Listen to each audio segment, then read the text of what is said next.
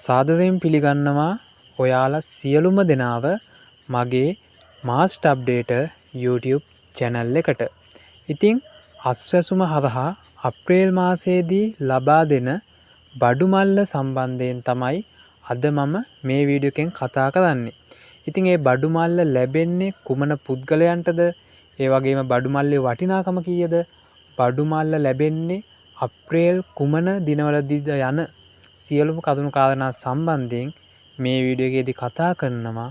ඒ නිසා අනිවාර්යයෙන්ම වීඩියෝ එක ස්කිප් කරන්න නැතුව දිගටම වීඩියෝ එකත් එක්ක රැඳිලා ඉන්න. ඉතින් රජය විසින් මෙන්න මේ විදියට අද දිනේ නිවේදනයක් ගෙනල්ලා තියෙනවා.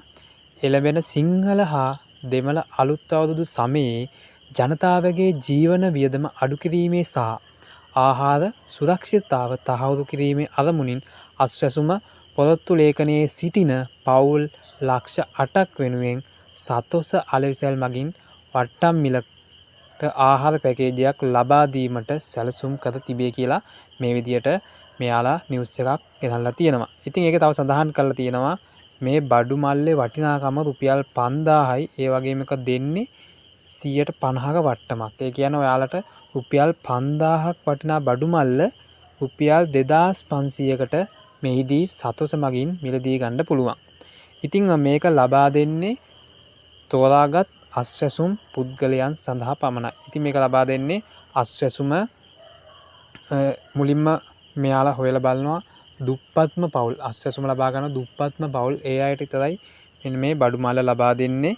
ඉතින් තව මෙයාලා මෙතන සඳහන් කරලා තියෙනවා අස්වැසුම ප්‍රතිලාභී අපේක්ෂිතයන් ලෙස දැනට ලියාපදිංචි හිමි පොරොත්තු ලේඛනයේ සිටින පවුල් 8,12,753ක් සඳහා මෙම විශේෂ වට්ටම හිමි වේ කියලා මෙයාලා මෙතන සඳහන් කරලා තියෙනවා.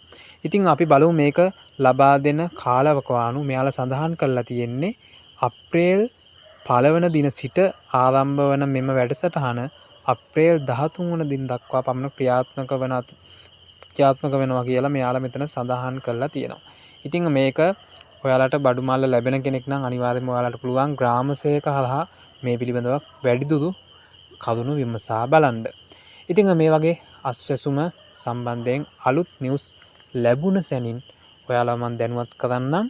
එතකන් ඔයාලා සියලුම දෙනාට සුබම සුබ දවසක්. මගේ වීඩියෝ එක වටිනවා කියලා හිතෙනවා නම් අනිවාර්යයෙන්ම තවත් කෙනෙක්ට බලන්න ෂෙයා කරන්න. ඒ වගේම channel එක subscribe කරලා ඔයාලගේ වටිනා අදහස පහලින් කමෙන්ට් කරගෙන යන්නත් අමතක කරන්න එපා. ඔයාලා සියලුම දෙනාට සුබම සුබ දවසක්.